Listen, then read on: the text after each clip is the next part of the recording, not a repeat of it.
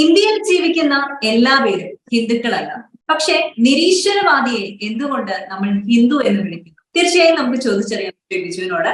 നമസ്കാരം, welcome to the show. നമസ്കാരം.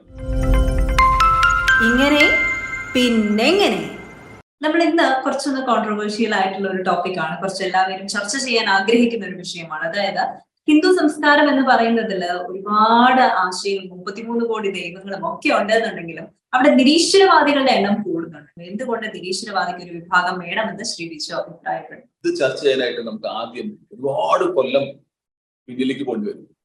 അതായത് വേറെ മതങ്ങളില്ലാത്ത സമയം, അന്ന് 10, 3000, 4000 അല്ല 5000 കൊല്ലം മുമ്പ് നമ്മുടെ നാട്ടിൽ ജീവിക്കുമ്പോൾ നമുക്ക് ഏത് ദൈവത്തിലും പ്രാർത്ഥിക്കാം. കൃഷ്ണനെ വേണമെങ്കിൽ കൃഷ്ണൻ, ശിവനെ വേണമെങ്കിൽ ശിവൻ, ദേവീനെ വേണമെങ്കിൽ ദേവി. ഇനിയിപ്പോ പ്രാർത്ഥിച്ചില്ലെങ്കിൽ കുഴപ്പമില്ല.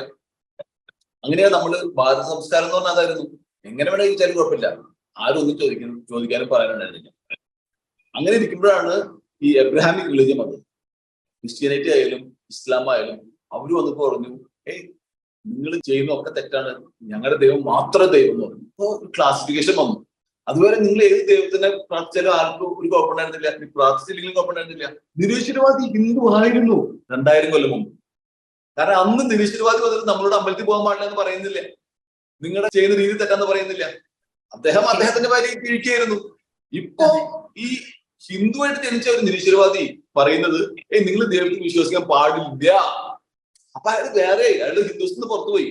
ഒരു ഹിന്ദു ആണെങ്കിൽ അവർ ഏതെങ്കിലും ദൈവത്തിൽ വിശ്വസിക്കുന്നുണ്ടായിരിക്കും. എനിക്കിതിൽ ഒന്നും വിശ്വാസമില്ല, ഞാൻ ഹിന്ദു ആണെന്ന് പറഞ്ഞ് എങ്ങനെ നടക്കുക? ഒരു ക്രിസ്ത്യൻ ഹിന്ദു ആയിട്ട് കൺവേർട്ട് നമ്മൾ അയാൾ എന്താ വിളിക്കുക? ഹിന്ദു വിളിക്കില്ലേ? ഒരു മുസ്ലിം ക്രിസ്ത്യൻ അയാൾ എന്താ വിളിക്കുക? ക്രിസ്ത്യൻ എന്ന് വിളിക്കും. ഒരു മുസ്ലിം ദൈവമില്ല എന്ന് പറഞ്ഞാൽ എന്താ വിളിക്കുക? നിരീശ്വരവാദി എന്ന് വിളിക്കും. പിന്നെ മുസ്ലിം അല്ല. ക്രിസ്ത്യൻ ദൈവമില്ല എന്ന് പറഞ്ഞാൽ അയാൾ നിരീശ്വരവാദിയാണ്. അല്ലെങ്കിൽ അയാളെ നിരീശ്വരവാദി ക്രിസ്ത്യൻ എന്നും നിരീശ്വരവാദി മുസ്ലിം എന്നും വിളിക്കൂ. നിരീശ്വരവാദി മുസ്ലിമിന്റെയും നിരീശ്വരവാദി ക്രിസ്ത്യന്റെയും തോട്ട് പ്രോസസ് ഒന്നാണ്. അവർ രണ്ടാളും പറയുന്നത് ദൈവമില്ല എന്നുള്ളതാണ്. അത് വേറൊരു കാറ്റഗറിയാണ്. അതേമാതിരി തന്നെ ദൈവമില്ല എന്ന് പറഞ്ഞു കഴിഞ്ഞാൽ ഒരു ഹിന്ദു നിരീശ്വരവാദിയായി കഴിഞ്ഞു. തീർച്ചയായും ഈ ഒരു ഹിന്ദുത്വ സംസ്കാരം അംഗീകരിക്കപ്പെടാത്തതും അതുപോലെ തന്നെ നശിച്ചുകൊണ്ടിരിക്കുന്നതും ഈ നിരീശ്വരവാദികൾ എന്ന് പറയുന്ന ഒരു കൂട്ടരുള്ളത് കൊണ്ട് തന്നെ ആയിരിക്കാം അല്ലെ?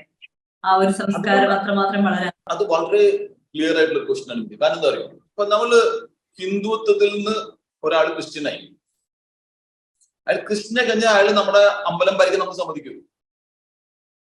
അയാൾ ഭരിക്കുകയാണെങ്കിൽ തന്നെ അയാൾക്ക് എന്താ ആവശ്യം? അയാൾക്ക് പള്ളി വലുതാക്കൽ ആവശ്യം, അല്ലെങ്കിൽ അമ്പലം വലുതാക്കലല്ല. അയാളുടെ ബിലീഫ് സിസ്റ്റം വേറെയാണ്. അതേമാതിരിയാണ് ഒരു ഹിന്ദു നിരീശ്വരവാദി അമ്പലം ഭരിക്കുമ്പോ അവര് ഹിന്ദു അമ്പലം നശിപ്പിക്കണം നോക്കുന്നത്. കാരണം അയാൾക്ക് യാതൊരു വിശ്വാസമില്ല അതില്. ഈ ട്രോജൻ ഹോസ് എന്നൊക്കെ പറയുന്നവരാണ് ശരിക്കും നടക്കുന്ന ട്രോജൻ ഹോസാണ്. അമ്പലങ്ങളിൽ നിന്ന് ഭരിക്കുന്നത് ശത്രുപക്ഷത്തുള്ള ആൾക്കാരാണ്. അവര് പറഞ്ഞത് ട്രോജൻ ഹോസായിട്ടാണ്. ഞാൻ ഹിന്ദു ആണെന്ന് കൊണ്ട് നിരീശ്വരവാദി അമ്പലം തകർക്കുന്നത്, ഉള്ളിൽ നിന്ന് തകർക്കുന്നത്. അത് നിർത്തണമെങ്കിൽ നമ്മൾ തീർച്ചയായിട്ടും നിരീശ്വരവാദിയുടെ അടുത്ത് പുറത്തേക്ക് ഇടണം. അപ്പോ ഒരു മുസ്ലിം ക്രിസ്ത്യനായി എന്ന് പറഞ്ഞിട്ടുണ്ടെങ്കിൽ ഉടനെ സർട്ടിഫിക്കറ്റിൽ ക്രിസ്ത്യൻ എഴുതും. അതേമാതിരി തന്നെ ദൈവമില്ല എന്ന് പറഞ്ഞാൽ എല്ലാ ഹിന്ദുക്കളെയും ഉടനെ നിരീശ്വരവാദി എന്ന്, അല്ലെങ്കിൽ ക്രിസ്ത്യൻസിന് നിരീശ്വരവാദി, മുസ്ലിംസ് ആയാലും ദൈവമില്ലാതെ നിരീശ്വരവാദി എന്നൊരു ക്ലാസിഫിക്കേഷൻ കൊണ്ടുവരണം. അല്ലെങ്കിൽ വളരെ ബുദ്ധിമുട്ടാണ്. അപ്പൊ നമ്മൾ ഒരു TV ഡിബേറ്റ് എടുത്തു നോക്കും. TV ഡിബേറ്റ് എടുത്തിട്ടുണ്ടെങ്കിൽ ഒരു മുസ്ലിം, ഹിന്ദു, ക്രിസ്ത്യൻ, ഒരു നിരീശ്വരവാദി ഇരിക്കാതിരിക്കാം. ഈ നിരീശ്വരവാദി ക്രിസ്ത്യനോടും മുസ്ലിമിനോടും ഹിന്ദുവിനോടും പറയും അവരുടെ മതത്തിന്റെ എല്ലാ രീതികളും തെറ്റാണ്, അത് ചെയ്യാൻ പാടില്ല, അത് നിങ്ങൾക്ക് മുഴുവൻ തെറ്റാണ്. നിരീശ്വരവാദി എന്ന് പറഞ്ഞ ആള് ധരിക്കുന്നത് ഈ superior to every other religion, so he can criticize everybody. നമ്മുടെ ഒരുപാട് റിച്വൽസിൽ അവർ കൈ കടത്തുന്നുണ്ട്. ശബരിമലയിലെ സ്ത്രീകളെ കേൾക്കണമെന്ന് പറയുമ്പോൾ തന്നെ ആരാ പറയുന്നത്? നിരീശ്വരവാദികളെ പറയുന്നത്. അവര് എന്തുകൊണ്ടാ പറയുന്നത്? ഞാനൊരു ഹിന്ദു ആണെന്ന് അവർ പറഞ്ഞു. അല്ല, ഹിന്ദു കുടുംബത്തിൽ ജനിച്ചു. അവർക്ക് വിശ്വാസമില്ലാത്ത കാര്യത്തിൽ അവർക്ക് എന്താ കാര്യം? നമ്മൾ എപ്പോഴും നിരീശ്വരവാദി എന്ന് പറഞ്ഞു കഴിഞ്ഞാൽ ഉടനെ അവരെ വേറെ ക്ലാസിഫിക്കേഷനിൽ കൊണ്ടിടണം. പിന്നെ റിലീജിയനായിട്ട് യാതൊരു ബന്ധമില്ല. ഏത് റിലീജിയൻ ആയാലും, ഹിന്ദു ആയാലും മുസ്ലിം ആയാലും ക്രിസ്ത്യൻ ആയാലും ദൈവമില്ല എന്ന് പറഞ്ഞാൽ അയാൾ 4th ക്ലാസിഫിക്കേഷനിൽ പെടും. അത് നിരീശ്വരവാദിയാണ്.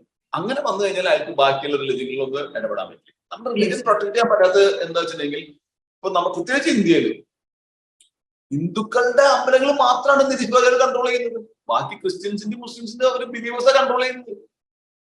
അപ്പൊ നമ്മുടെ അമ്പലങ്ങളിൽ ഹിന്ദുവായി ജനിച്ചോ ആർക്കും ആണെങ്കിൽ ഹിന്ദു ടെമ്പിൾസ് കൺട്രോൾ ചെയ്യുന്നതാണ്. അപ്പൊ അവർക്ക് സർട്ടിഫിക്കറ്റിൽ അവർ ഹിന്ദു എന്ന് എഴുതുന്നു. അപ്പോ ദ മൊമെന്റ് ഗോഡ് ഇല്ല എന്ന് പറഞ്ഞിട്ടുണ്ടെങ്കിൽ അവരെ ഉടനെ നിരീശ്വരവാദ ഒരു ക്ലാസിഫിക്കേഷൻ പുറത്ത് വെക്കണമെങ്കിൽ പിന്നെ അവർക്ക് അമ്പലം ഭരിക്കാൻ പറ്റില്ല. ഹിന്ദുക്കളാണെങ്കിൽ ഏതെങ്കിലും ഒരു ദൈവത്തിൽ വിശ്വസിക്കണം. ഒരു ദൈവവും ഇല്ല എന്ന് പറയുന്ന ഒരു വ്യക്തി ഹിന്ദു ആയിരിക്കില്ല, അല്ലെ? അങ്ങനെയാണെങ്കിൽ നമുക്ക് നമ്മുടെ അമ്പലങ്ങളെ പ്രൊട്ടക്ട് ചെയ്യാൻ പറ്റും. അപ്പൊ നമ്മുടെ ഒരുപാട് ട്രഡീഷൻസും റിച്വൽസും ഒക്കെ തകർക്കാൻ എന്താ വഴിയെന്ന് നോക്കിയിട്ടാണ് ഈ നിരീശ്വരവാദികൾ നടക്കുന്നത്. ഈ എത്തിസ്റ്റിനെ പിടിച്ച് പുറത്താക്കണം. ഇതിന്റെ ഫസ്റ്റ് സ്റ്റെപ്പ് അത് ചെയ്യാനുള്ള എന്താണെന്നറിയോ? ഈ പറയുന്ന പോലെ ഒരു നിരീശ്വരവാദി എന്ന് പറയുന്ന ഒരു വിഭാഗമായി അവരെ മാറ്റി നിർത്തുക എന്നുള്ളതേ ഉള്ളൂ. ഫസ്റ്റ് സ്റ്റെപ്പ് നമ്മൾ എല്ലാ ഹിന്ദുക്കളും നിരീശ്വരവാദികൾ ഹിന്ദുക്കളാന്ന് പറഞ്ഞു നിർത്തണം. ഇത് ചെയ്താൽ തന്നെ നമ്മൾ ഫസ്റ്റ് സ്റ്റെപ്പ് ജയിച്ചു. അപ്പൊ നമ്മള് എല്ലാവരും പറഞ്ഞ് എല്ലാവരും ഹിന്ദുക്കളാണ്, നിരീശ്വരവാദി ഹിന്ദുവാണ്. അങ്ങനെ പറയുന്നിടത്തോളം കാലം നമുക്ക് ഒരു രക്ഷയില്ല.